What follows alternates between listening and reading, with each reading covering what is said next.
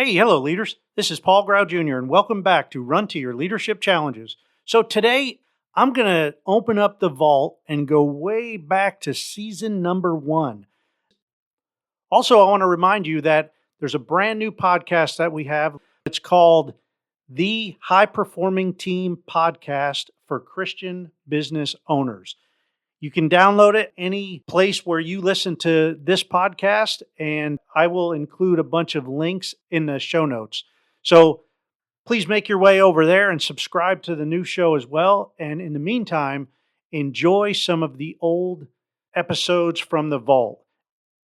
Hello, and welcome to episode 32 and the weekend edition of Run to Your Challenges. I'm your host, Paul Grau Jr., and today's challenge is actually the most difficult challenge I've ever had to face in my life, and that's losing my dad.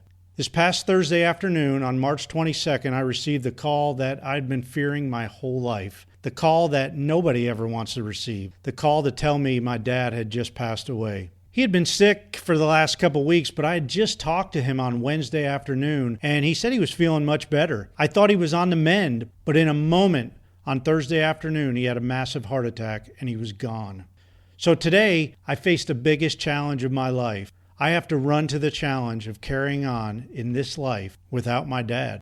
Now, it's going to be rough, and I'm sure there will be many tears in my immediate future. My dad and I were always very close when I was growing up. And, I don't remember ever having bad words with him. We knew we loved each other, and although we lived a long ways away from each other for the past 30 years, we always knew we were thinking about each other every day. And we knew we were always just a phone call away. However, now things are different. Dad is no longer just a phone call away. And that's a tough pill to swallow. So today's episode is a tribute to my dad and to honor him. And you know what? I think there's a learning lesson in this tribute that we can all learn something from. As I said, my dad went in a split second on Thursday afternoon. He was simply gone in an instant. And I think that's exactly the way he would have wanted to go. As a matter of fact, he told me on many occasions that when it was his time to go, he hoped that he had had what he referred to as the big one. And you know what? He definitely got his wish. As sudden as it was, he had been sick for a couple weeks, like I said, and he had gone to the hospital for treatment 6 days earlier. And you know what? I thank God for that. That illness gave me an opportunity to speak to my dad several times over the past week, and I can clearly remember our last conversation on Wednesday afternoon. He called me and we talked for a while, and we ended that conversation like we've ended every conversation I've had with him over the last umpteen years. He said, "I love you, buddy." And I answered back, "I love you too, Dad. Talk to you soon." Wow, this is tough. So growing up, my dad and I were practically inseparable. We did everything together, from hunting, fishing, playing baseball, hanging out at the local fire department where my dad was a volunteer, and going to Yankee games in the old Yankee Stadium. Man, he surely loved his Yankees. And, it brings a smile to my face knowing that he might be hanging out with a few of his old-time buddies up there in heaven.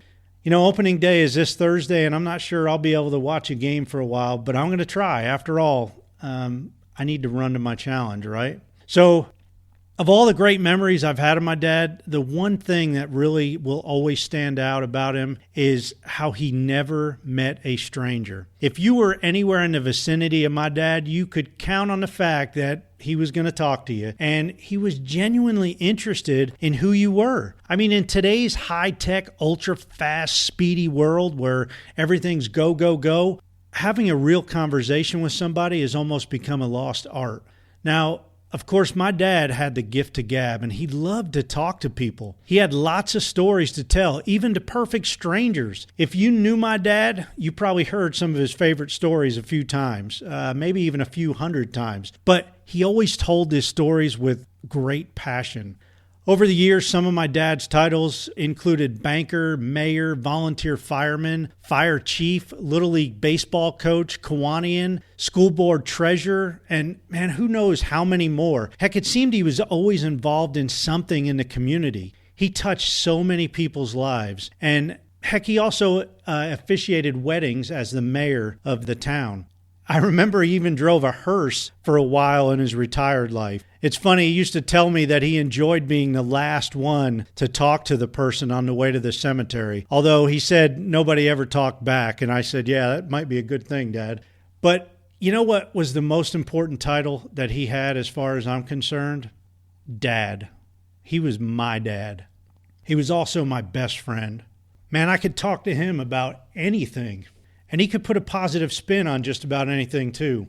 So throughout his life, he really had a giving heart, a servant's heart. And anyone who ever talked to him knew something about him, knew some personal things about him. I guess you can say he was an open book. Well, I'm honored to say I inherited quite a few of his traits, too. I got the gift of gab, and my wife tells me on occasion that I can be an open book, too. And sometimes I share too much stuff, but you know what?